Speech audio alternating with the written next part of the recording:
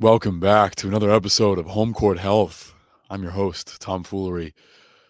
Thrilled to be back with you to share my reflections from what was really a phenomenal time in Bandera, Texas. We touched down in San Antonio last Wednesday. It's crazy that I'm almost a week removed from the landing there, even though we just got back Sunday evening, sitting down on this Tuesday, May 13th. And such is the nature of time that it felt like we were there for a couple of weeks with how action packed it was with the personal connections and presentations and workshops. All I mean, I don't know if I've ever eaten that much in my life because there was such an abundance of treats and nourishment. And we were there Wednesday afternoon amidst some travel delays, none of which dampened our spirits. And we landed there Wednesday afternoon, late afternoon, and then we left Sunday around noontime. And it felt like we were there for the blink of an eye. And I guess that's usually how it goes when you go away for something fun and you look back so fondly on all of the action. And I told people I was going away on a vacation, and it was very much that.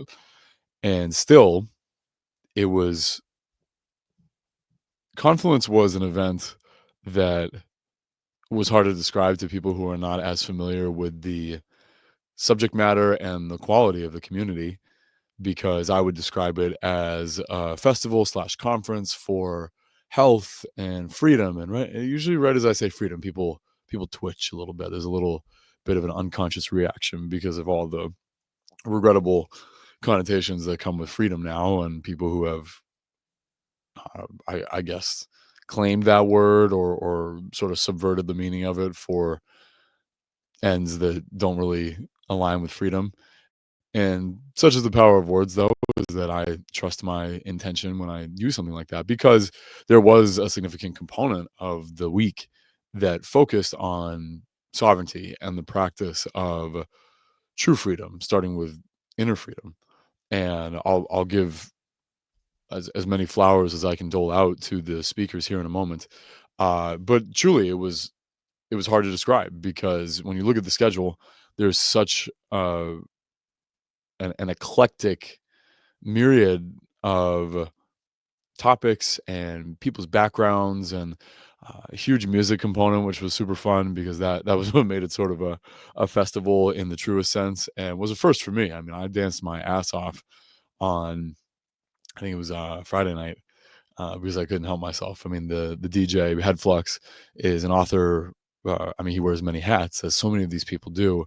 And I'll say a word for that briefly, is that for the handful of bona fide experts that were there, one comes to mind is Dr. Gerald Pollack, whose expertise started in the world of muscle at the origin of his career, and transitioned then into the world thanks to the inspiration of Gilbert Ling, who was one of a handful of Chinese scientists who were uh, motivated, I guess, with some nudging from their homeland, to study things that were going to make a difference in the world of human biology and chemistry. And Gilbert Ling was one of the pioneers to study the presence of and the purpose of water in the body. And Dr. Pollack has since taken that baton from him in his passing to then continue that study. And it has led him to the I think discovery is still fair. Nothing is truly discovered. It can be named and investigated, and Dr. Pollack has done that with easy water, the fourth phase of water, exclusion zone water. We know that the classical physical states, or physics states of water being water, liquid, and gas. And then Dr. Pollack has since explored the world of this gel form of water, which is, as it turns out, this is where the potential overwhelming majority and the most dynamic source of energy in our body is stored, which is where when I say the term bio battery, or your body is a battery, that was validated in Dr. Pollack's research about this being the source of storage of energy through the interaction between light and water, energy and frequency. And with Dr. Pollock as the exception, what I learned from connecting with, of course, so many of the attendees as well as the speakers and hosts themselves is that everyone has such an array of passionate interests. And I knew plenty of that having listened to Alex Zek and The Way Forward, and that was the greatest motivation for me to join this event and to bring my love with me to participate in that and receive so much connection and energy that you get from people of similar values and who are of similar hearts. And there was a good bit of joking about that for every event of this sort where people say it's for like-minded individuals, this is, I think, the epitome of that and the model of that. So it was great to have those intimate conversations with people who are lit up about so many different things, because those of you who listen to this podcast know that that's my experience. I think that's most people's experience is you can ask someone what they do for work and they likely have several other interests. I mean, I'm blessed to know people who have various interests that they are keenly pursuing as often as possible, as often as time and resources allow. And I mean, so many highlights. I'm going to be talking to new friends of mine and their great passions and dreams in life that they're actively pursuing. And I think that definitely, actually, I know that definitely enriched the experience, was to say that because it wasn't a one-off event. It wasn't like this is just a health event. I mean, there were plenty of presentations and workshops around that, and still the nature of it was holistic, well-rounded health on every level that we can connect with. I mean, one of my favorite talks was given by a woman named Dr. Anna Maria Oliva, and her work is sourced alongside people like Adam and Josh Bigelson, whom I've referenced before on this podcast. Their lineage through their father, Dr. Harvey Bigelson, is grounded in the study of live blood. It's one thing to take a sample of dead blood. Once it's dead, you're not really getting the most accurate picture of how blood behaves in the body. So they look at what they call holographic blood, wherein if you think of a hologram or a holograph, somewhat interchangeable terminology, when they look at live blood, they get or they observe images that are not actually there. They're just these images that collect in the blood that signal where the body is experiencing its greatest blockages or traumas. And they get femurs that have been cracked or pancreases that are functioning poorly, thyroids that are low, and that then tunes them into the root cause course. And Dr. Anna Maria Oliva is one of their colleagues and works very intimately with them. And her focus was on the human biofield. Our uh, aura is sort of how it's known, although whatever generation of kids are on TikTok right now, they have also corrupted that term. And I mean, as these things do, it was like swagger and vibe. I mean, great words to describe uh, someone's energetics and how they present in the world. Or aura is something a little different than biofield. However, the biofield is observable. There is technology where you can see this array of energy depicted as different colors and waves of light. And she gave a lot of attention to the experiences that impact our biofield and what a coherent biofield looks like, which is, if you can just imagine an egg-shaped band around your body with, as I said, these different collections of light in density and color and a little bit of shape. When we have experience that are, you can say traumatizing, we'll say disrupting or disruptive to our biofield. I mean, she took us through these sequences of someone who was their neutral biofield, and then what it looked like after listening to subjectively bad music they didn't like, and then music they did love, or having someone say, I mean, they even had this experiment where they did it with kids. Kids say like the meanest, freshest things that they could say to their friends, and even though they were friends and they were giggling while they said it, you stupid jerk, snot face, or whatever, even the words, even hearing those words disrupted the biofield of the listener. And so, I mean, yes, there's so much that we can invest in intention. However, this goes to show even the neutral power of words. I learned long ago in this remarkable document that came down from Lenny Basham, who was an elite world class and I believe gold medal winning sharpshooter, rifle shooter. And this document is all about habits and practice, and it was translated or at least structured to benefit golfers who, of course, have all of this downtime between shots and your setup and your execution, and of course your technical uh, abilities are so dependent on, I mean, your mind being as clear as possible, having a routine, and having it be fairly unconscious or subconscious, whatever you prefer. And it was from that, and this is then expanded into my study of tennis and coaching and what really makes a difference for people to shift their view of themselves and therefore their habits is the words. And your body does not, or your mind rather, mind, body, mind, it's all in play. You all get it. I know you all get it. Uh, there is no distinction that the mind body makes between me saying I'm a stupid jerk and joking. The mind doesn't take jokes. I mean, so I've had to pay particular attention to this because when I make mistakes, and I'm talking about when I drop things or make a mess, or yeah, I mean, on the tennis court, it's been brutal at times. And I mean, anybody who plays tennis, or if you ever attend and let's say a recreational, a club level match, and you hear some of the things that come out of otherwise very conservative and almost meek mouths, these people who just lose control of their voice and say things that they would never say to a friend or to themselves in any other context. You stupid fucking idiot. I hope you die. I mean, I hear it all the time on the court. It's wild, and it's just a stark reminder that even though those are often charged with intention, anything you say to yourself, there's no distinction in the mind body between when you're joking and when you're serious. So with that in mind, even from a neutral place, it really pays. It's an investment in your growth and in your healing to choose words that are supportive. As I've said before, you are the best coach that you will ever have. So the way in which you speak to yourself ideally should be compassionate and loving and supportive and enthusiastic and confident instead of, and I don't know if we've all had coaches like that.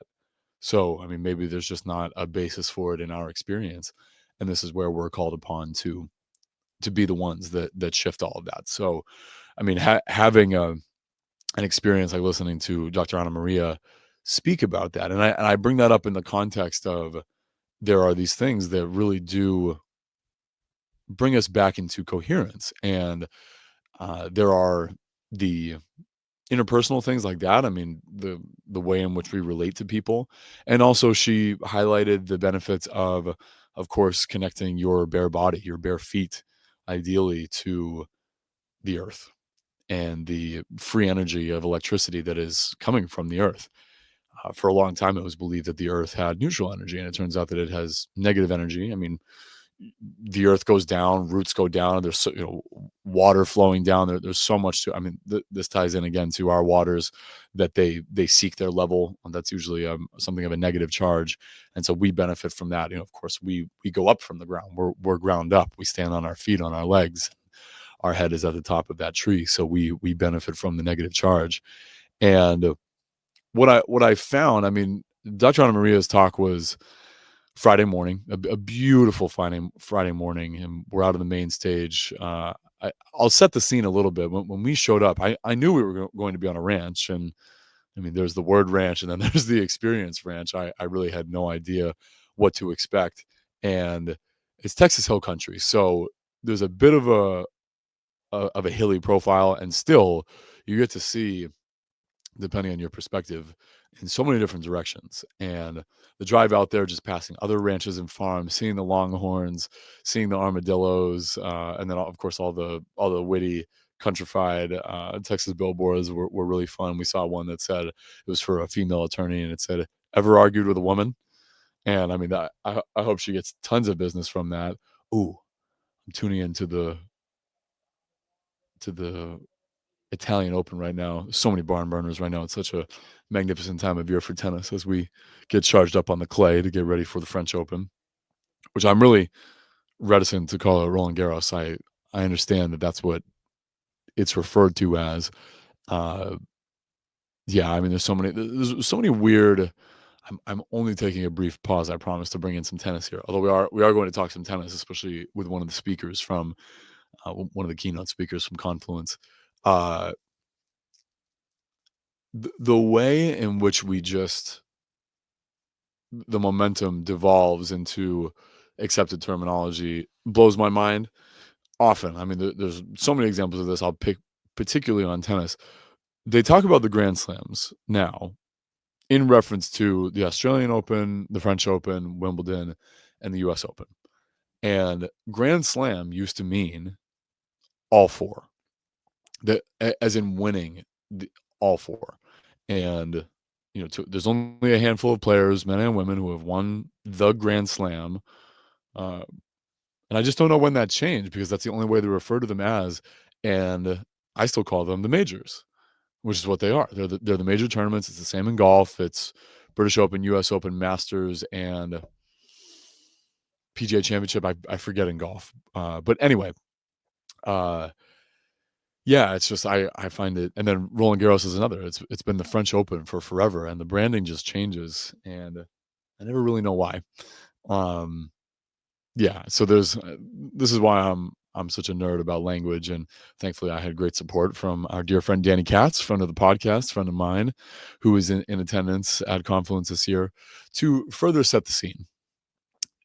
To drive into that ranch through hill and you go up and down in these clay roads, and you enter the ranch and you start to see the goats and the cattle and the chickens running around and the dogs and everything, and then all the people and then the infrastructure. I mean, I do have pictures from it. It was really spectacular. And where we camped, it was a little step down from glamping, closer to camping, although nice circular tent, tons of space. I mean, at least for two people.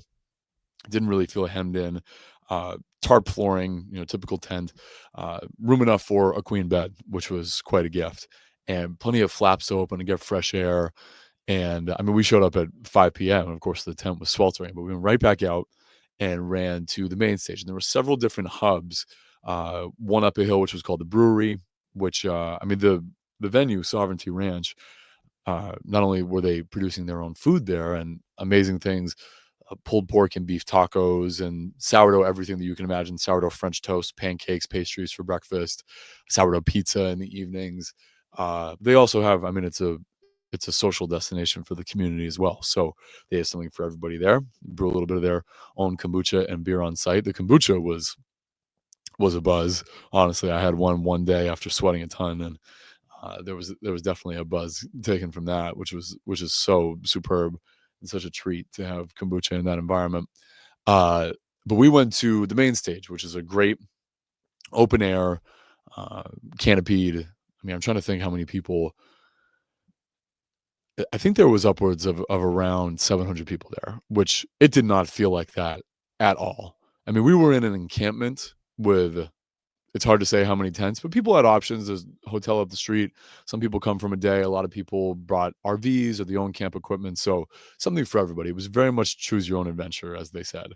And I mean, yeah, I never felt like it was overwhelming. I can't remember. I mean, being around 700 people is a tall order for me these days. I mean, when we went to the tournament out in Indian Wells last March, and we're around tens of thousands of people. I mean, you feel that, of course, and it's a little disconcerting just from the last several years of where, and I wonder about the programming for that. I don't really dig big crowds anyway. I mean, uh, even going to Fenway, which is not a huge stadium.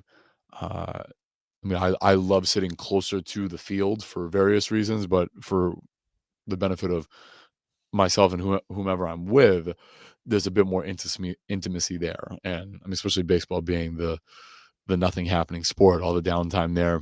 it just draws you in even more. But all this to say, for there being 700 people there, it really didn't feel like it. I mean, we had just the mingling with the keynote speakers and the workshop practitioners so easily accessible. I mean, you have there's one checkout counter for food, and it's all the same times when people get out of yoga or lunchtime or sundown when people go to eat, and there's the swarm going there. You have all this downtime waiting for food, and you saddle up next to someone like Dr. Gerald Pollack or Anna Maria Oliva or Stephen Young, who is Head Flux, who I danced my ass off to, and who wrote the book A Fool's Wisdom, which is still over my shoulder. Yeah, there it is, over my left shoulder. Your which will be your right on the screen, I believe, which I'll be absolutely highlighting and encouraging people to read for various reasons when I talk about his presentation. But so the human factor was there. Of course, everyone's smiling and greets each other, and it's not in a superficial way. I mean, granted, coming from New England, for God's sakes, where even this time of year when the sun is abundant, it can be a chore to get people to look you in the eye when you're walking on a sidewalk. I mean, even out here, we don't even live in the city, and there's one person walking for this half-mile stretch of road, and they avert their eyes, and it's weird, and not weird in a fun, good way. It's strange and inhuman in a way, and I really don't give a damn if you're shy. I'm going to say hi to you. So there's plenty of that in Bandera, and at Sovereignty Ranch, you can look it up. It's a really stunning place, and the infrastructure. I don't know how much of it was created just for us. They've held it. They've held this event there in recent years. I believe this was the third installment, and it seems like they've added things every time.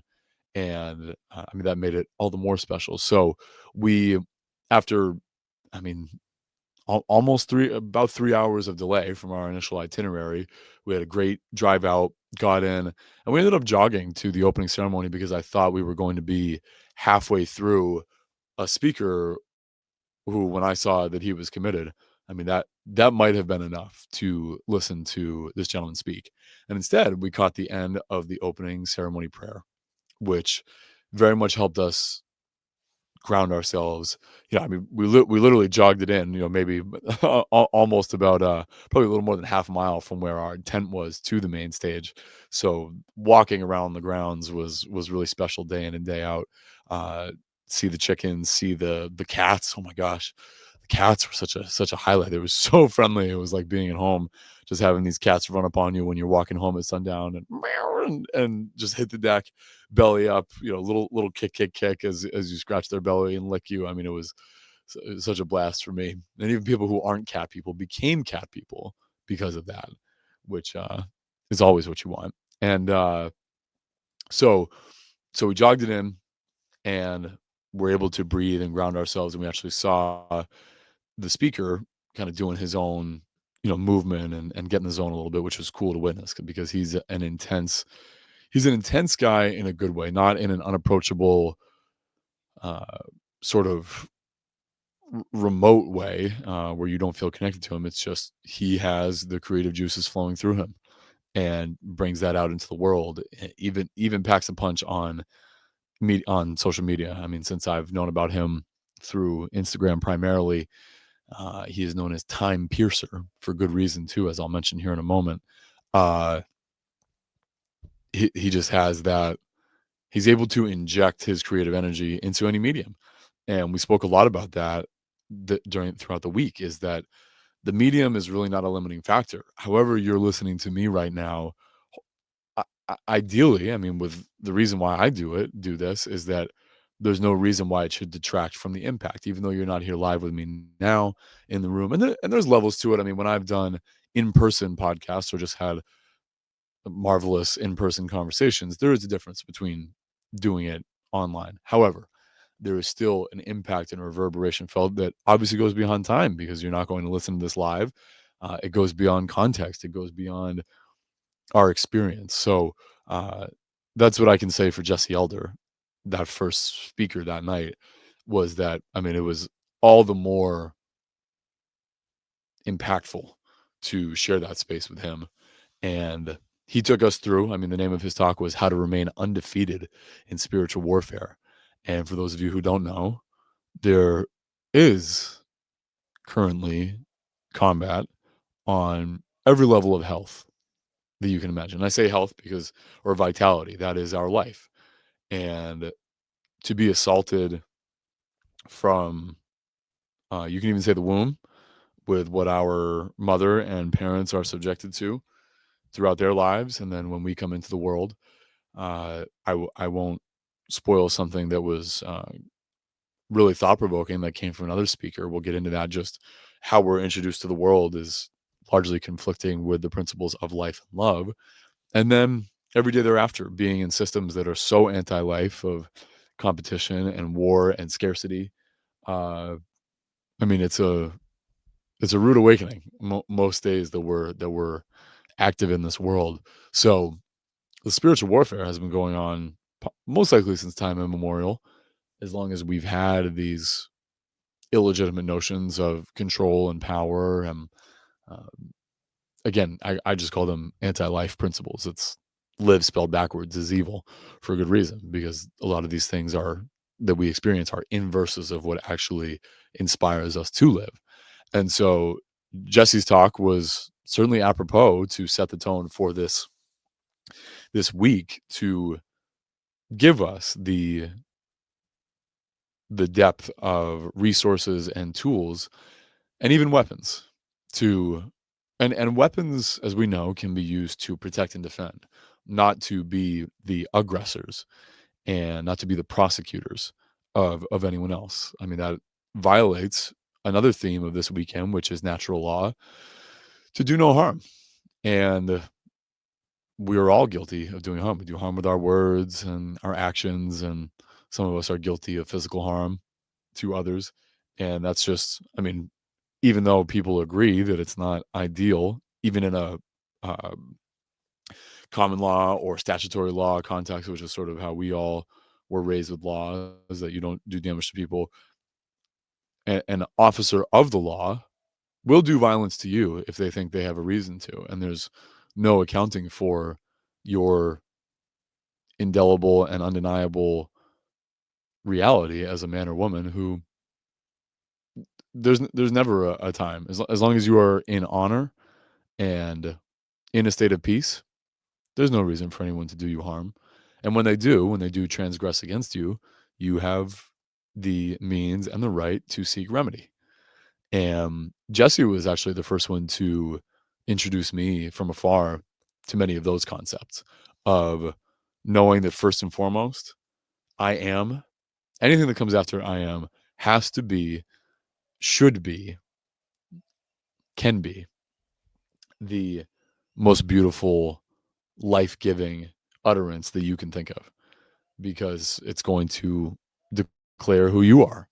And to say, I, I am unworthy, I am sad, I am unable, anything like that. I mean, you are creating that reality or that experience of reality for yourself through that.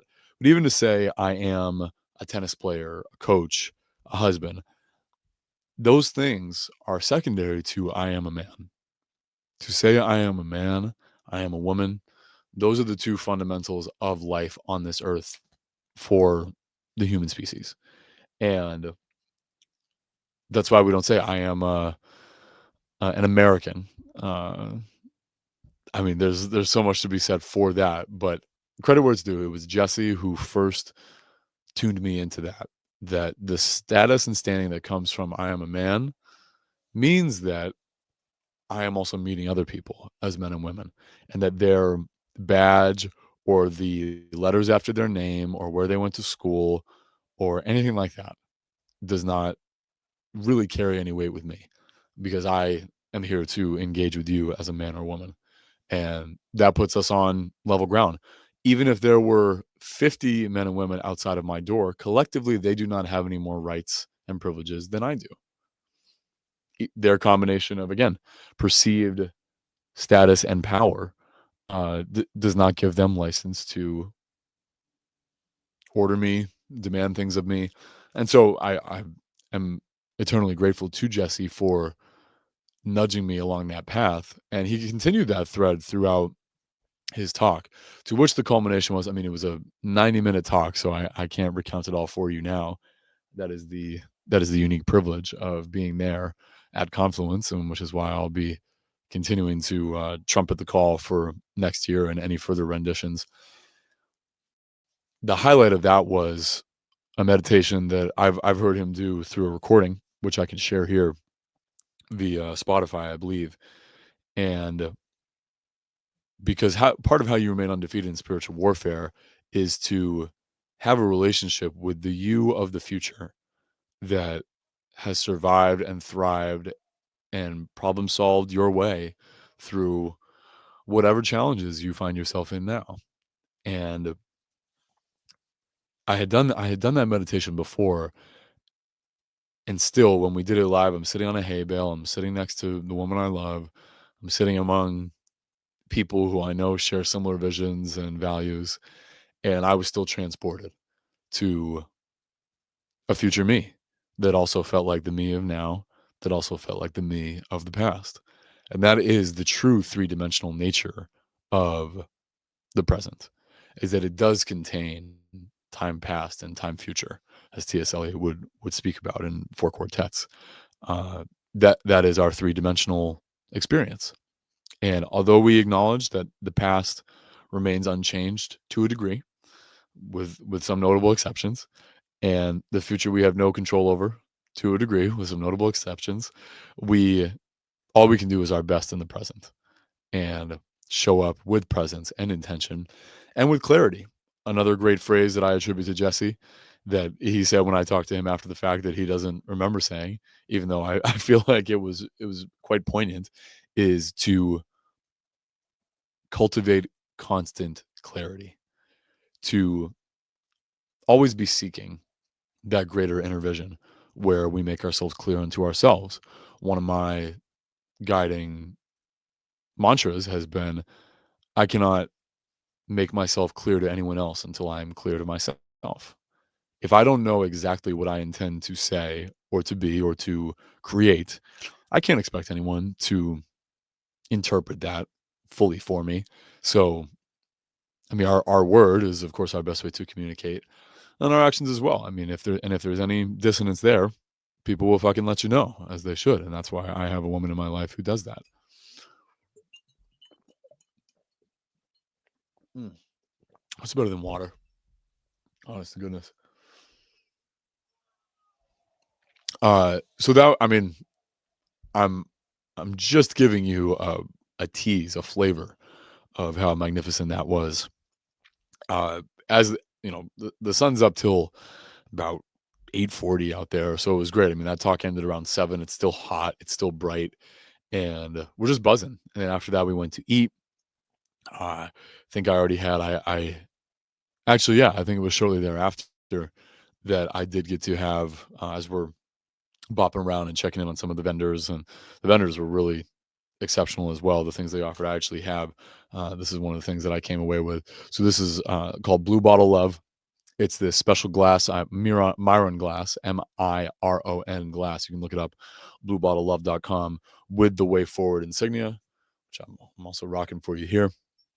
Uh, which is not quite the flower of life. It's a special wheel. But the blue bottle love, when subjected to the sunlight, it helps to retain the energy of sunlight and to infuse the water with that.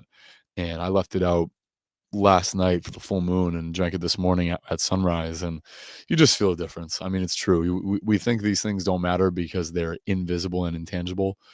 If there's one thing that I took away from this weekend, it is the power of all that we do not see and sometimes do not feel. Well, actually, I can amend that.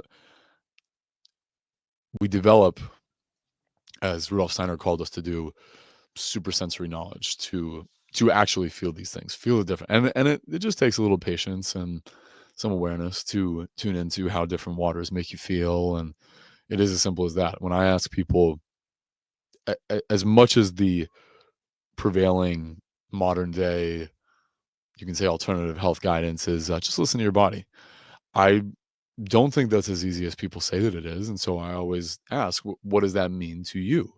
And thankfully in a community like I was surrounded by this past week, people get that, and it's not necessarily about dangling crystals over your throat to see if something went down properly. It's just how do I feel after a meal, after doing this kind of exercise, etc. So you have options to tune in. We slept like baby rocks that first night after the bonfire, especially super cool to be around that. And started the next day with yoga. They offered yoga and breath work every day, alternating between open air and then in the yurt, which is one of the function areas there. And of all the workshops that we opted for first, we had a really special connection with this woman, Jess Caldwell, also known as Wild Kind Jess on Instagram and all across the interwebs, because her workshop was on firecrafting. And for the fucking life of me, I have remained a total novice when it comes to starting fires. I was never a Boy Scout. I don't think I give off that vibe anyway, if you were wondering, but that was never part of my youth.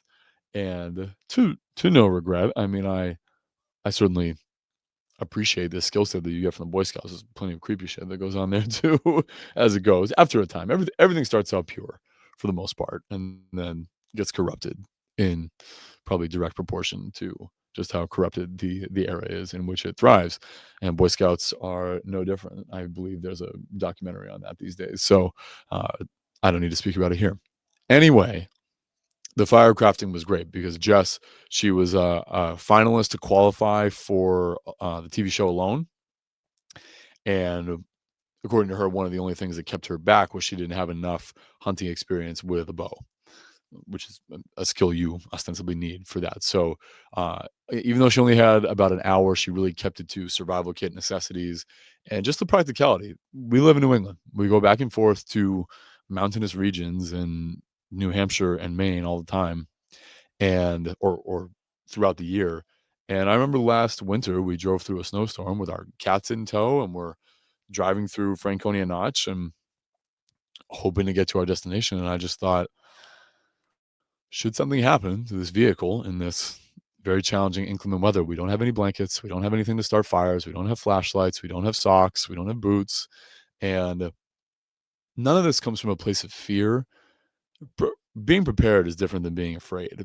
And I think being prepared is the antidote to fear. Is that if you have a general knowledge of, and this is certainly where I find myself in the landscape of who's doing what to whom. I mean, who are the victims and who are the oppressors.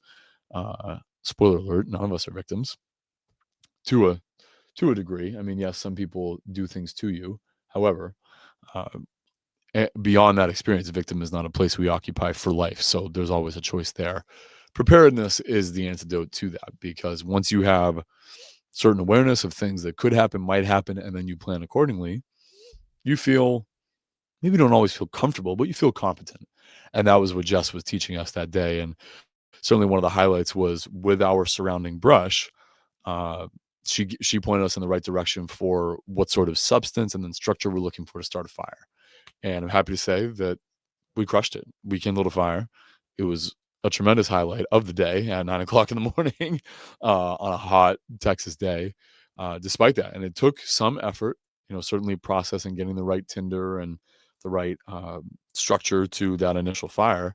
But once you get the right tinder going, man, I mean, it was windy and we were exposed, and there wasn't a ton of it. But once we got that spark cooking, it was cooking, and that was really special. So uh, that was one of the great highlights, and I just wanted to say a word for that, for the practicality that's offered at an event like this is, and there was plenty of that offered throughout. And one of the other great highlights of that day was attending a talk given by Don Lester. Don Lester, who also graciously agreed to come on the podcast. And part of the reason I say that here, it's not to drum up any fault, any advertisement around that or expectation. A lot of it's for me, is that I remind myself that yes, these people have actually agreed because of how I present myself and uh, the invitation. I extend invitations to people, not requests, because as a host, what I tell people is that I am going to treat you as if you were in my own home, which is, you can ask anything of me. I will accommodate you to every degree within my power so that you feel comfortable at ease and that so certainly we can have fun in the process. And Dawn was great for that. Her talk called Transcending the Conditioning was dedicated around, I mean, she highlighted very popular experiments like the Milgram experiment and the Stanford Prison experiment. To describe those in quick summation, the Milgram experiment is uh, when people were tasked with, uh, I believe the conditions were someone in a remote room that they could still see. Uh, I forget if they were asked questions or if they got something wrong. However, the consequence was that the person, they didn't know they were being studied. Uh, on the other side of the room or the glass, I forget the context, was in charge of an electric shock knob, that they could increase the intensity when directed by someone holding a clipboard, someone who was allegedly, ostensibly in charge of the experiment. And it was something like 65% of the people continued to turn up the electric shock on the actor, someone who was acting, in proportion to what the alleged electric shock was, even though there was none, but crying and screaming and, oh my God, please stop. And 65% of people turned that electric shock up to the point within death of the recipient of that shock. And thankfully, Don highlighted that 35% of the people did not, which is more than critical mass, which is, I mean, we don't expect everyone to be perfect and moral all the time. So 30%, 35% will still do some damage. I don't think we had that with the pandemic and COVID and all that. So, you know, think I think some of that has gone downhill. Maybe certainly a different experiment, and then Stanford prison experiment where the basically Stanford frat boys were divvied up into guards and prisoners, and I mean at first they were all just being frat boys until the director of the experiment started to manipulate. I mean, it really wasn't a pure scientific experiment, but the guards became abusive and tyrannical, and the prisoners gave way. They weren't able to maintain their identity beyond the experiment. And there's a movie on it, and it's not the whole story, but it was brought up in the context of conditioning and how we are tasked to remember who we are, that no one is able to dictate our morals and our values and our actions, uh, if we don't let them. And this is where we have to, there's no have to, as my friend Danny Katz would say. We have the choice to transcend that, to learn more about our nature, to learn as much as we can about the choices available to us in this realm for growth and for greater consciousness, and therefore greater autonomy and sovereignty.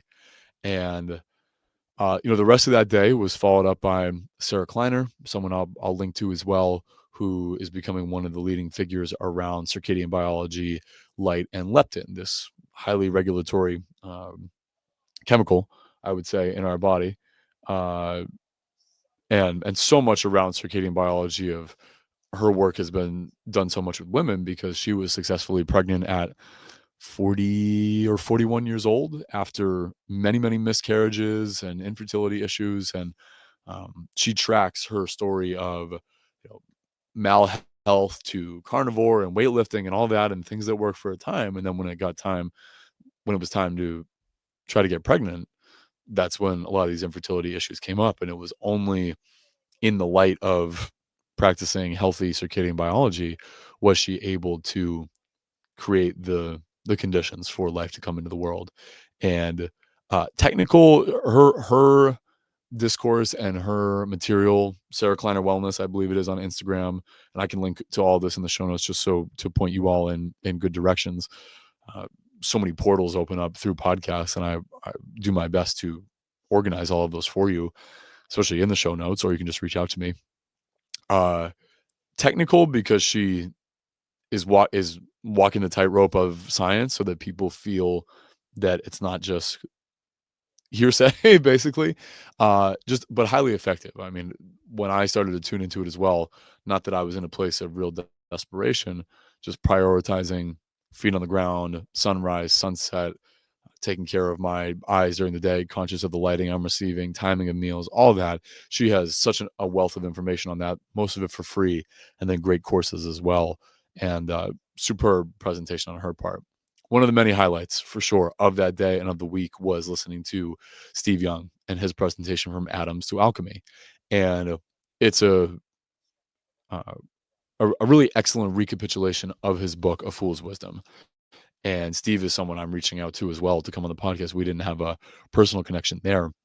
I do fully intend to follow up with him because of how important I know his work is, because of his delivery is very digestible, and there's also a lot of levity in it. The way he pokes fun at the irrationality around one of the hallmarks of science is that the atomic mass and what we think of as the source of life and matter and so much of quantum physics, which he speaks about that and the folly of that, is that it's 99.999999999% empty space, except for that 0.0000001% that is the atom. And when you dig into that, I mean, even if you just sit with that, you don't have to be a math magician to contemplate just how nonsensible uh, that is. And among other things, he does a really expert job of pointing out all of these discrepancies or these things that, uh, as another speaker would say, scientists basically say, "Grant me this miracle, and then we build the model." And it's just as he and Mark Gober, who I'll talk about in a moment, always address that there is so much of science that is rooted on stories, not fact. I mean, they're best guesses, and some of them are miracles, so to speak, that they just say, "This is our most miraculous guess at how things are." And by miracle, I don't mean rooted in source and spirit and light. It's materialistic, mechanistic. There's so many documented writings and utterances by people like Stephen Hawking, or even way before that, Newton and Einstein, and people who are deliberately choosing materialism to deny the presence of God, spirit, creator, ether, anything like that. And what Steve does so brilliantly is offer a return back to alchemy, which instead of talking about things like the periodic table of elements, the what precedes the periodic table of elements, even if you subscribe to that model, are four of potentially five elements: earth, water, air, and fire. The fifth being ether, which is the finest liquid, it's called. I mean, and is something that pervades everything. And this is most akin to spirit. And the symbology and the beauty around the tenets of alchemy, from four elements to three principles of body, soul, and spirit, two genders being masculine and feminine, not male and female, just masculine and feminine energies, and one source or ether or spirit or something like that. I really can't say enough. I wish I could say more. Not a very technical talk, and the book is almost the doppelganger of that, the reprint of that. And just, I mean, his energy was great. He's also a DJ, so he's just very loose and a little animated on the stage, which is fun to see from a Scotsman. And that day, which I mentioned earlier, was capped off by Dr. Gerald Pollack talking about the fourth phase of water. And it's above my pay grade. I'm not a necessarily a big how guy. I don't need to tell you how my car runs to let you know that when it's not running well, or that I enjoy driving it when it is. Or same with my body. I don't need to describe every single system of my body because I don't know, and I'm not sure everybody or anybody else knows. That said, the closer we get to gnosis around water is becoming very powerful, because beyond, I mean, he is definitely critical of the ATP system in preference to what is the biobattery of water. It has such a greater capacity to store and transmit energy because of its electrical properties. And he offered practical tips of how to boost the capacity for that battery, to have your bare feet on the earth, to drink the highest quality water that you can, to spend as much time as is reasonable in sunlight, certainly the purest foods, movement and great relationship and our ability to cleanse and sweat. Sauna was certainly one of the modalities that he encouraged as well. And I mean, that was probably the most academic element of the weekend for sure. Mm. And this delicious water.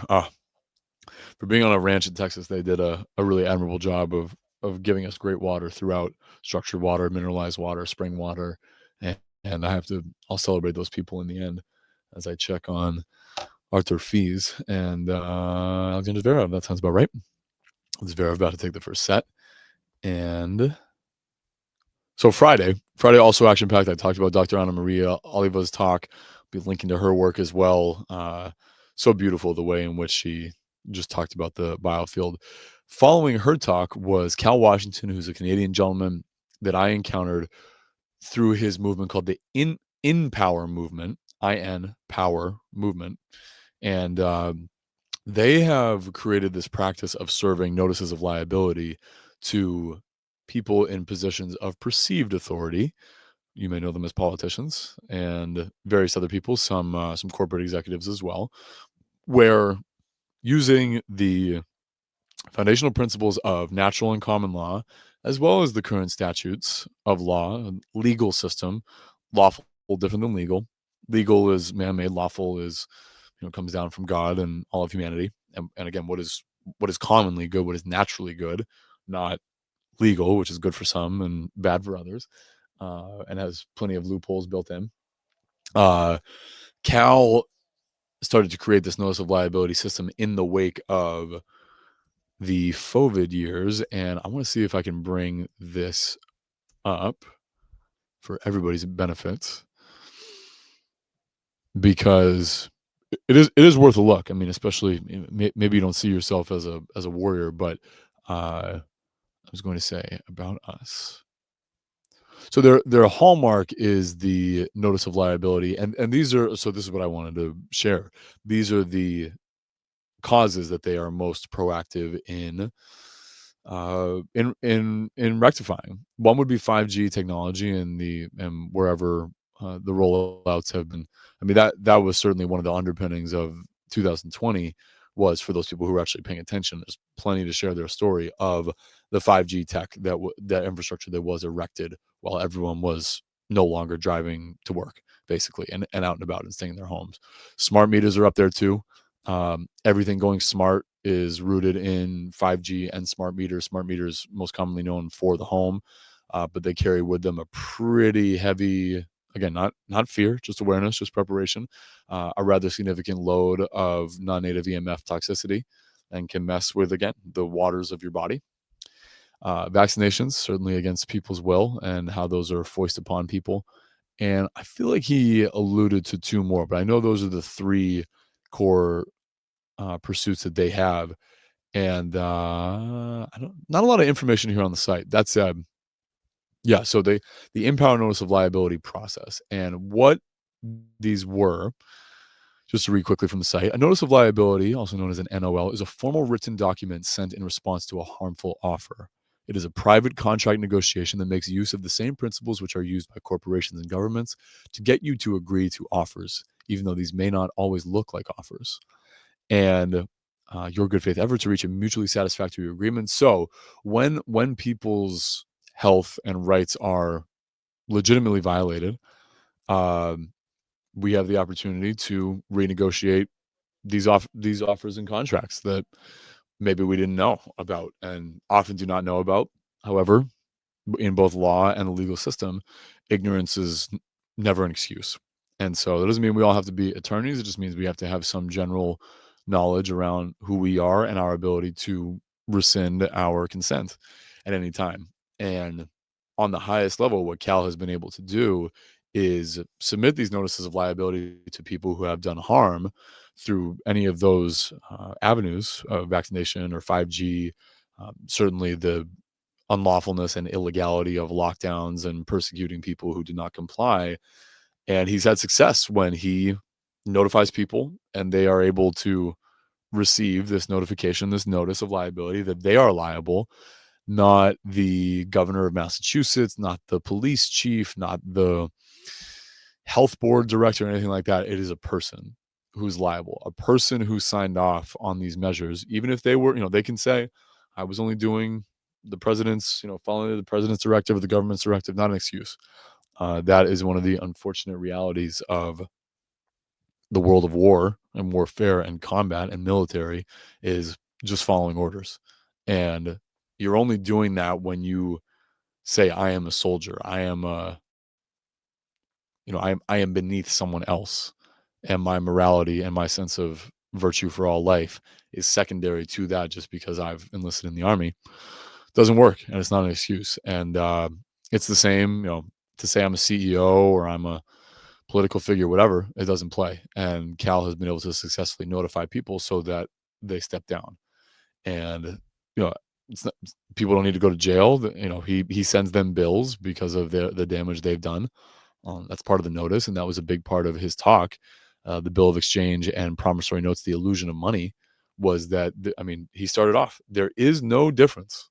I promise you, there's no difference. Whatever you say between me pulling a $20 bill out of my pocket and taking a scrap piece of paper over here and putting ink on it.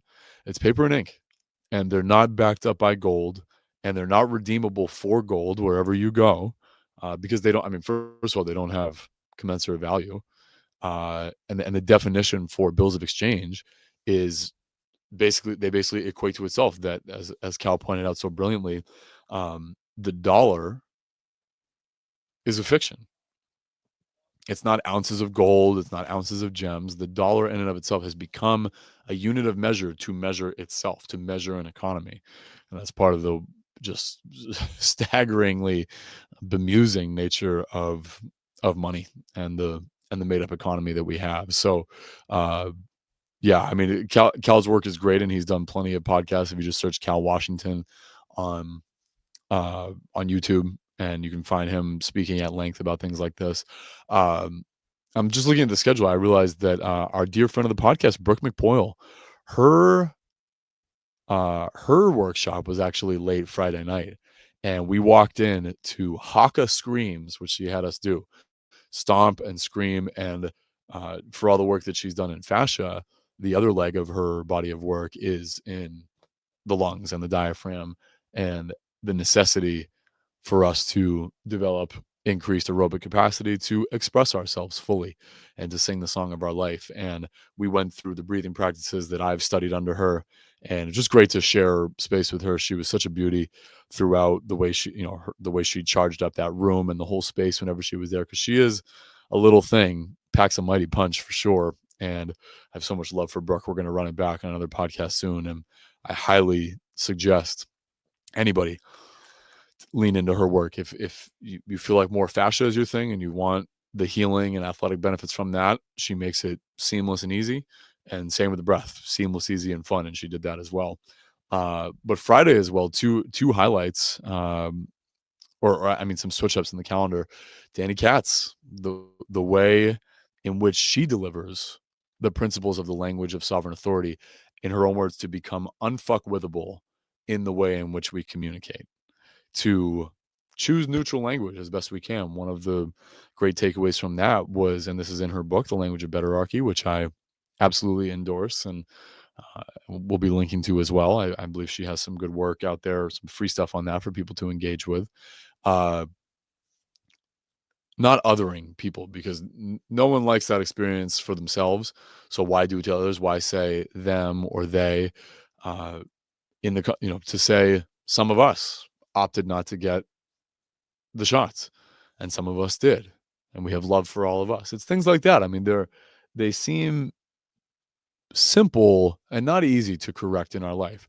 She also has held me accountable to avoiding but as much as possible in our language, because it negates everything before, and or saying and at the same time gives us the capacity which we hold to entertain two thoughts and or potentially conflicting perspectives. And we absolutely, when we have the high enough intelligence to do that. So I mean, there's nothing worse in conversation, especially with a loved one, to say, I hear everything you're saying, and I totally get where you're coming from, but it's the worst. And I totally get why you feel that way, and at the same time, this was my experience of how you were speaking to me and things like that. It's much more healing language. She also, you know, Danny also does a great job of getting away from should or don't or have to. We talked about just moving from I have to go to work to I'm going to work, keeping it neutral. The neutral language is so powerful. As much as I enjoy expansive and light and bright language, and certainly the play on words whenever I can conjure them, word magic. Uh, it's it's optional, it's something to aspire to. We still need neutral language that doesn't keep us in victim consciousness. That's a cornerstone of her work as well, is making sure as best we can when we're at our best to use language that doesn't have us in the passive victim role of things being done to us. We are the doers. We are the main characters in our story, and language is how we cultivate that. Uh, Carrie Bennett is a colleague as well, who present a colleague as well of Sarah Kleiner's. They do a lot of work together. I believe they have a podcast. I believe it's called Quantum Light Biology. I'll double check on that. And her talk, we only caught some of it because we were busy socializing as well, was on light, water, and ether. So very much a continuation of Sarah Kleiner's work, and a great focus on science and just the ways in which light, water, and ether, all of these elements have an impact on our biology. Uh, I won't say too much for that because, like I said, I was only listening with one ear, and otherwise was socializing and having just a friend's day. At that time, because it was 2:30 in the afternoon. It was great to be out in the sun and buzzing with people. I did not get to attend Dr. Kelly Brogan's talk, although I do have so much love and admiration for Kelly Brogan. She is an absolute force of nature of a woman. And from what I hear, her talk on embodying the reclaimed woman was a further extension of the work that she's put out there on her podcast, in her book, in her online container. On that, I did have a curly haired mole on the inside to share some of the things with me. And but I can't really say for sure. I just know that a lot of women came out there moved and stirred by what Kelly brought up. And it was the only event that was gender exclusive. It was the only workshop that was exclusive only to women, because I had connected with Kelly before that during the day, and we were talking, and I said, I love your work, and whenever I hear the things that you say, one of the things that Kelly somewhat controversially promotes is a little bit more surrender from women. Uh, a little bit more deference to men in relationship. It doesn't have to be ubiquitous.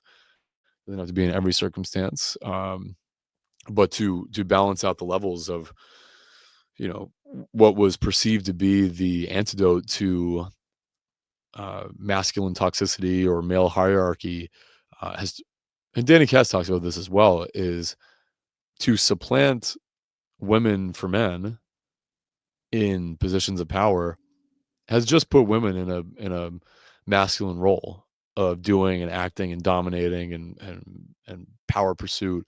Uh, Pantsuits are the perfect example of that. You can feminize them all you want. It's still a suit and it's still restrictive. So, um, but as I said to Kelly in person, I said, whenever I hear you speak about things encouraging women to be a little bit more deferential and more trusting, I think of a dozen ways that I would have to create that in my life and to help women feel safe by being someone who can hold space for them and someone whose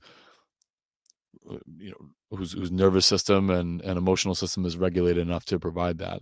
And when I mentioned that, I said, I'm looking forward to your talk. And she said, it's women only. And that was advertised nowhere. So it was kind of a fun curveball to have for that day for sure. Mm. Saturday was a total barn burner. Friday night was when I danced to Stephen Young. He had a wild 3-hour set. I think I was there for probably 2 hours of it, at least, and just bouncing. I thought my toes, I thought I wouldn't have calves or toes the next day because I do bounce. I have been known to bounce on the grassy dance floor, which was super special. What did we do? I feel like we just eased into the day. Those couple of days. I mean, to walk around again, play with the cats, go be with the cattle, be in the sunshine. I kept up with my 100 days straight of qigong practice. I did days, I think it was maybe 38 through 42. Yeah, 4 full days there. Include well our travel day as well. And I mean, few places better to have your bare feet on the ground, breathing and moving and tuning into the abundant energy of chi. The abundant availability of chi was immensely gratifying for me. We dove in headfirst on Saturday with Mark Gober, who has written the An End to Upside Down series. He's written about An End to Upside Down, virology, liberty, and now the cosmos. And his talk was from a highly skeptical view, not offering really any replacement models, just in his inimitable way of challenging the mainstream beliefs around cosmos. And as he said, it's disingenuous and also unhelpful to be globe or flat earth. And this is why he highlights the cosmos is it's it's almost impossible to know where we live because I mean for those of you who think that we can go orbit the earth and go to space, uh I have some other notions to sell you. To make a joke out of it is hard to do because it already is a joke. And, you don't have to take my word for it. As always, you are encouraged to do your own homework and find the best sources for you that, as I said to people who had been skeptical of the moon landing, and it's interesting how many people can recognize that the moon landing is fake and then don't follow the potential deception to the beginning of its thread and say, well, maybe we don't exactly know the shape of this realm. And there's plenty of analogies that people draw. But again, I mean, just to come full circle on that point, when I was talking with people, I'm always impressed, whatever the research is, by people who look at something and instead of saying, well, that's not true, they say, could that be true? Or what I also came to bring up time and again this week was people who say, I've never thought about it before. And okay, it's great that you can admit you've never thought about it before. Then what?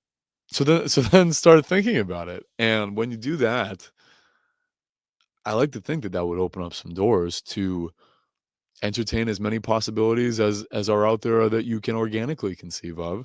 And it's I think it's harmful to say I've never thought about it before, so I'm just going to go with whatever other people are saying. And that really is the basis for so much quote unquote science, medical science, certainly science around the basis of reality, consciousness. A lot of the talk around consciousness this week was saying that the brain, the physical fatty matter of the brain is what creates consciousness. When has the when has the material ever preceded the immaterial? There has to be a spark of life that is immaterial, intangible, for there to then be the the embodiment of life.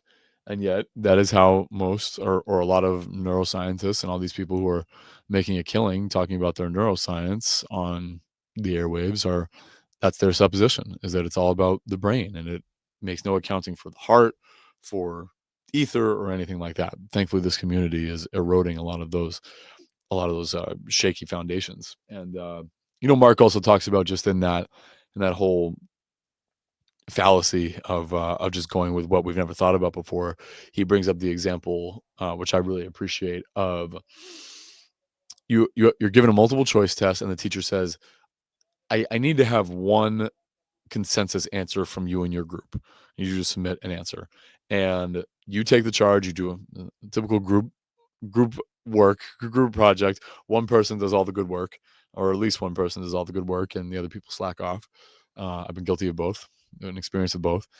And what you do is, in Mark's example, he says, you completely falsify choice A, and your group agrees that choice A, they say, Mark, we totally agree with you. It seems impossible that it could be A because it's been sufficiently falsified. And they say, but do you know if it's B, C, or D?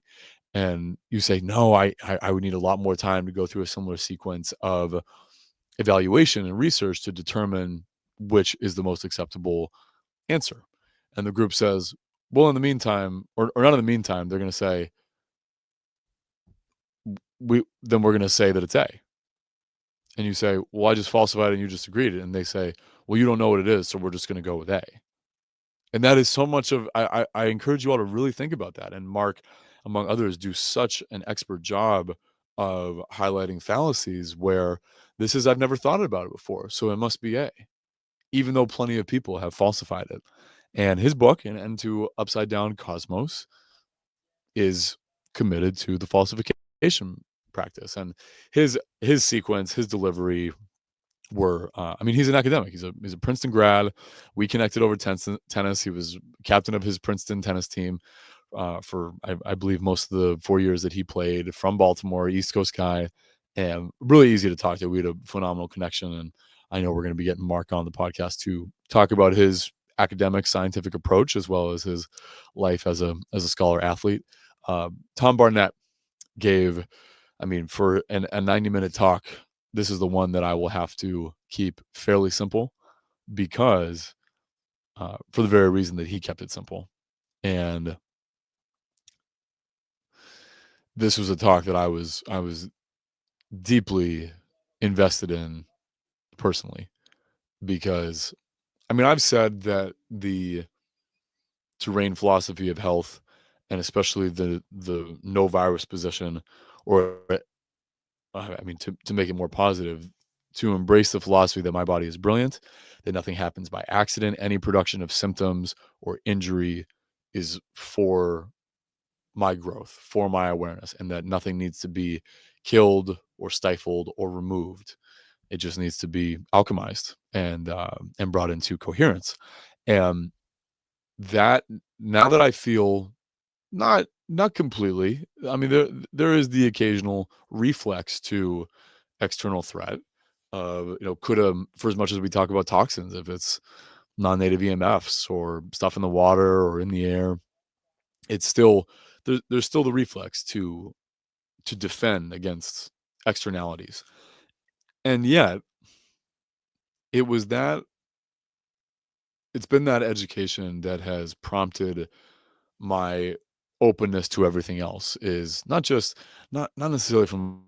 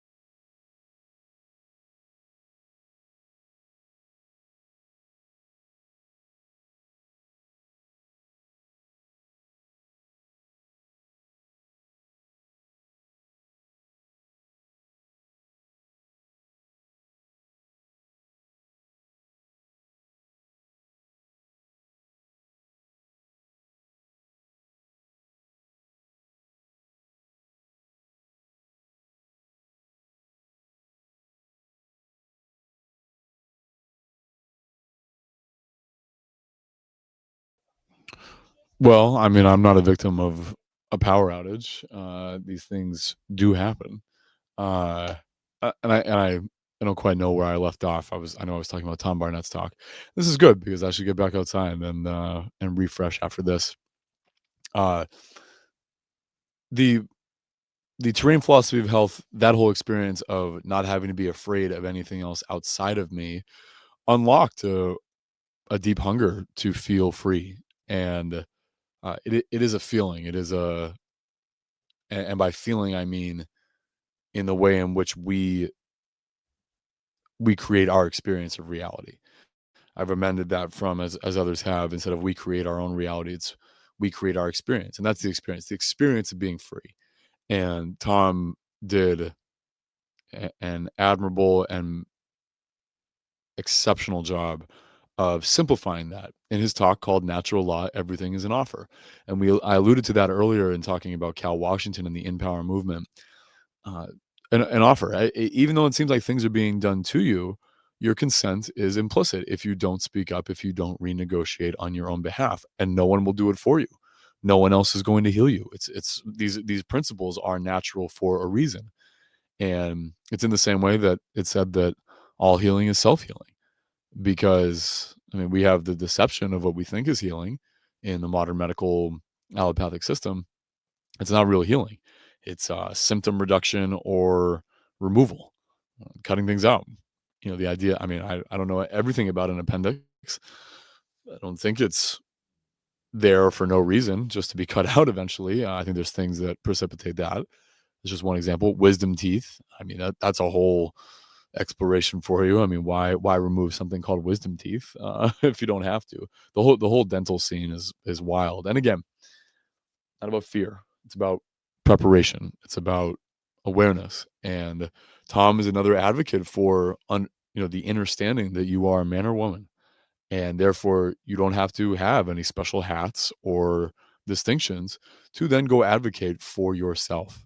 And when presented with anything that may seem like an order or a command, it's an offer, even though it might have the language of statute, mandate, order, reprimand, bill, whatever. They're all offers.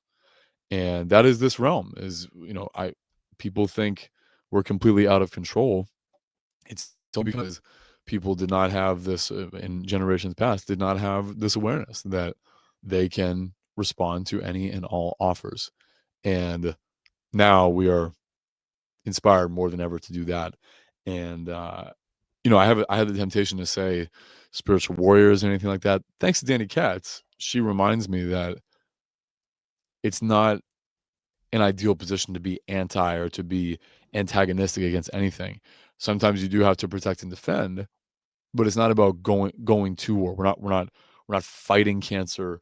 We're not freedom fighters. Freedom fighters is deeply paradoxical if that's not obvious already. Uh, or maybe I should, yeah. I mean, it really is, because freedom is just a state of being, and you really don't fight for it. You can just be it, and it does start with peace, because to then go fight war, to think you're going to end war with war is folly. And I like to think that that's becoming increasingly obvious. However, I can never say what's obvious to others. The home stretch here to share with you certainly one of the other most impactful workshops that was given. And this is by a gentleman. I do need to nail down the pronunciation of his last name, Paul Lendertzi, or Lendertze. Uh, he had been on the Way Forward podcast before, which is how I knew about him, and knew some of the subject matter that he would be presenting on, where he did 3 hours and change with Alex Zek about root causes of cancer.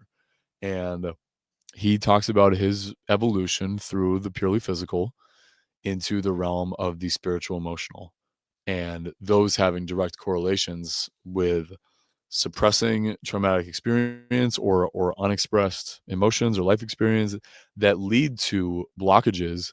And therefore, as according to his theory, in his 16 years of working with people in their cancer journey, of what turns into more of a fungus is that when you have certain dead tissues or uh, just say any deadness, anything that is not alive within inside you because it's been suppressed and therefore crushed and therefore killed, cancer and the way it proliferates is more akin to a fungus, and that is trying to break down dead matter through its increase of tumor or sucking energy from other parts of the body to keep you alive, even though it's extremely painful.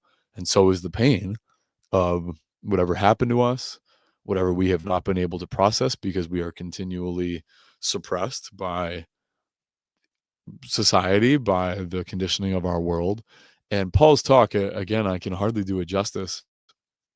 I But the reason I was so captivated was from the jump. I mean, he really let it rip by saying that, and I'll qualify this in a moment, as he did, I believe.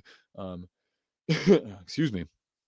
He said, when you're brought into this world, the first experience of love that you're given is the penetration of boundaries by way of vaccination. And there are many other examples of this. But I mean, you are pierced, and the people who brought you into this world and are responsible with caring for you, have done this out of love. I have total sympathy for people who say, "There's my little baby. They have no immune system, defense system. They have no robustness whatsoever. I will do anything to keep them from getting smallpox, chickenpox, malaria, the flu that could wipe them out, a cold, keep them from suffering, whatever." And especially, with the uh, the the belief system around vaccinations is that that's good for life. Of course, I'm going to do that as soon as they arrive. We're going to give them that protection for life. Total sympathy for that experience. However, when you if you accept that there's nothing to be afraid of outside of your body, that there's nothing that a vaccination is going to protect you from. In fact, it's much more likely to harm you, debilitate you, sometimes kill. Those things are all possible. Then, then there is no love that is demonstrated by piercing the boundary of a little life. And Paul went on to talk about, I mean, just how much that goes into the suppression of, and also the corruption of what real love is. Love is crossing boundaries. Also for male babies, the experience of the fact that your parents have given you to the care of the white coats, and you are literally strapped down. Even babies are strapped down to be circumcised, and you are therefore robbed of the a sensitivity to procreation and a certain ability to connect with women, and ideally the one that you're going to be creating more life with. And that's a deeply traumatizing experience. Again, that we think that babies don't remember those things. Body keeps the score. These things are all retained within our soul, and that was so much of Paul's talk, was talking about the soul, is that cancer is a disease of the soul. Nearly any disease is a disease of the soul. An injury, when I've had injuries, I mean, it is a soul crisis to feel frail, to be kept from doing the things that I love, the things that are aligned with my soul. Uh, I, I know that tennis is part of my soul's journey because it is an expression of some of my highest abilities, and certainly the great evolution and alchemy that happens on the tennis court for performance, for resilience, for winning and learning, not just winning and losing. And so to be robbed of that is sort of a soul crisis, and that's very much the case for cancer and other life-threatening chronic diseases. That occurs when we are steered out of our soul's path. And Paul talks about one of the other greatest influences on soul diseases is that, as Rudolf Steiner popularized, among others, the conception of the first 7 years of life are where the soul really starts to develop its fluency with the body, with the mind body, and a child becomes aware of what is innate within them. And it's not the whole story. That foundation needs to be built. When it's eroded or hemmed in by conditioning, by vaccinations or antibiotics or things like that, those certainly take their toll. And then school does as well, because school teaches you the things that you apparently need to know. There's also a very legitimate issue with brain coherence when before the age of 7 you compel kids to read and learn by rote and repetition and also do mathematics. That steers children almost entirely into left brain, and it can be very challenging, not impossible, but this is where the unlearning world comes in, to then have a balance of right brain, of creativity, of intuition, of things like that. And I find that to be deliberate. I think that's a big part of the school system. It's also, Paul talked about as well that it is that level of love that we experience, so to speak, is people want, oh yeah, yeah, I want my kid to be intelligent. Yes, I want them to have world skills. And instead, what it turns into is parents saying, I want you, the school system, the teachers, the social engineering of the school system to raise my kids for 6, 7, 8+ hours a day for 20 fucking years. Uh, that's I'm not gonna say it's a cop out. I understand the economic implications that go into, why parents feel they have no other option. And we're actively working to seek parallel systems that empower a different world. And as a finale to this recap, this reflection of all the dynamic wisdom that was shared, we brought it home with the inimitable Eileen McCusick, uh, based out of Vermont. I know she has New England and East Coast ties, and she is the champion of tuning the human biofield through her use of tuning forks, frequencies, the language she uses to describe sound and its impact on our lives, certainly on our soul. Sound is something that can go beyond the material and beyond time. I mean, again, recorded sound, to listen to classical music that had its origins on a piece of paper written by a Mozart or a Beethoven and then reproduced over and over again. I mean, that is a sound that had to come through divine inspiration to those initial composers and then is continued on and on. It's the same with podcasts, and it's the same with voice. And but it does resonate, her language of resonance, that, I mean, we just use the language of that resonates with me, is, that lands with me. I internalize that. There is an experience truly with frequencies in our life that bring about greater coherence for not just ourselves. This goes beyond time and space, as Eileen and Alex Zek as well talk about, that uh, a coherent field, and when you are stable, when you are whole and healthy, that can boost a weakened field. It can bring others in your sphere into greater coherence as well. Your vibe attracts your tribe. Your vibe builds your tribe. It heals your tribe.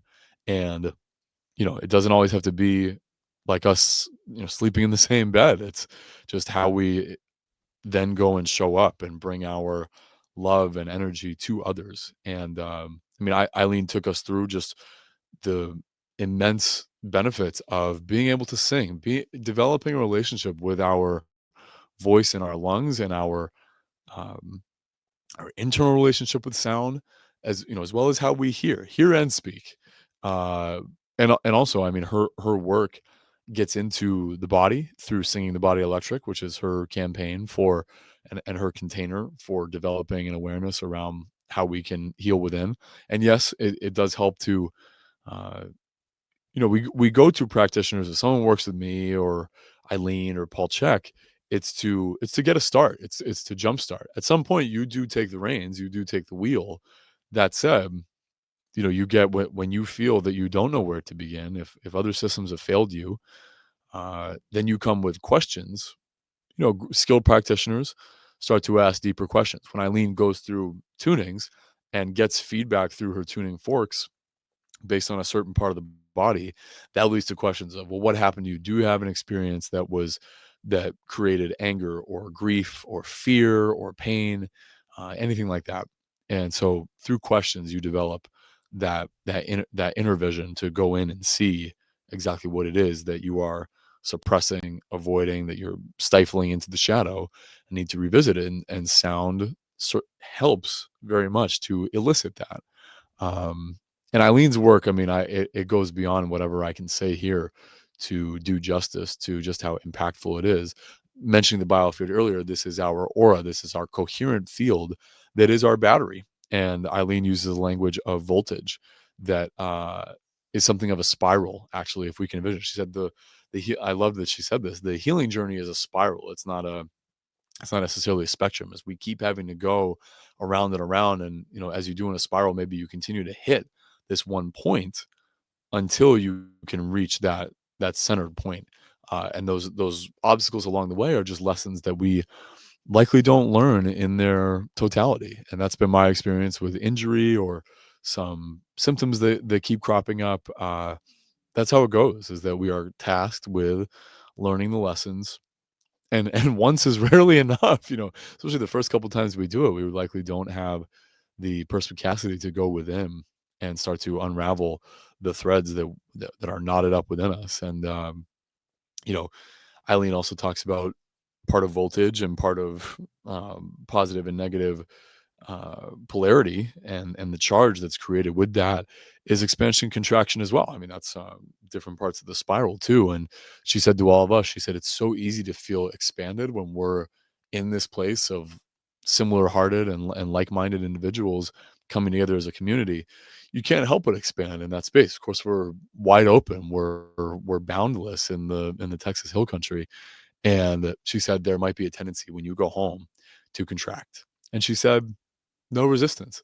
That is part of the sequence. That is part of what we do. This is sound waves, as they have different levels, and some are tighter and some are more expanded. And we don't judge ourselves, and we don't condemn ourselves when we go through phases of contraction, because as long as we're not in a fight with ourselves, we continue to expand. And eventually our circle, our biofield, gets even larger. And that's the great motive for this life, I believe, is develop the coherence so that we can have fields that overlap and entrain and move other fields until we're all online, until we all start to really get the power of real healing and real love. And that is very much what I felt over the last several days. And I mean, I feel like I'm still there. And like I said, I have a much different and fascinating appreciation that goes beyond just where my feet are right now, because I have those memories and I still feel so deeply connected to those people, and the wisdom we all shared, and knowing that people are acting on it in their own way and become activists in that way, that they're active in their life, that they are co-creators of their existence, and we co-create with each other. I mean, that's no one exists on an island. It's no fun that way. And we are enmeshed in this wonderful web of existence where we do have an impact on anybody that we encounter. And that is my great that is my highest vocation as a coach, is to be hyper aware of my impact and to lead with that intention to create what is good, true, and beautiful. And as I close here, I hope they hear this, and I'll continue to circulate the gratitude and the celebration I have for Alex Zek, his family, who gave him the go ahead to go spend the time with us in Texas, in that part of Texas. The Engleharts, Molly and Ryland, who own that farm, that Sovereignty Ranch, all of their staff, security, sound people, kitchen people, the ranchers who were working while we were on there, all the infrastructure that had to go up, the intense amount of organization that was seamlessly executed. We felt so comfortable and cared for, and that allowed us to have so much fun. Of course, all the marketing that went into it, the digital component, an absolute triumph. And my heart is so full to have received that level of love from people who thought that, hey, the world and Thomas and his friends and these 700 plus people have a need for this, and we are here to serve that need. And this is the year of service, and it's being, I mean, I see it and I feel it everywhere I go, is people are answering the call to serve as best they can.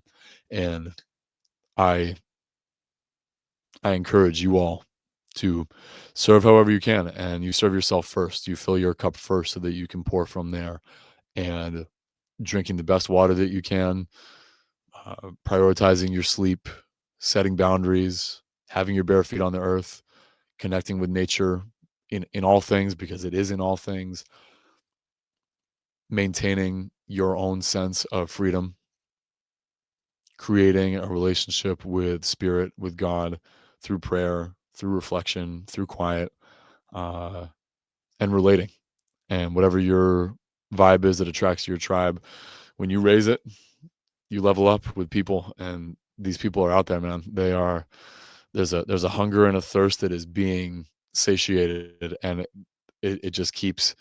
I mean, what that does, instead of putting you back to sleep, when you have a heavy, satisfying meal, instead of knocking out with it, you're charged up, and that battery is boundless in the waters of our life. So, you have my full support. I am your teammate. I am your coach, Tom Foolery, and I look forward very much to circulating all of this free energy through wisdom and abundance that I am collecting now. And it is, as I said, it is boundless. So I don't collect it and hoard it. It's here to share, and it ripples on and beyond our wildest imaginations, which is where all amazing things happen. So more to come on this podcast and beyond. Thank you for listening as always.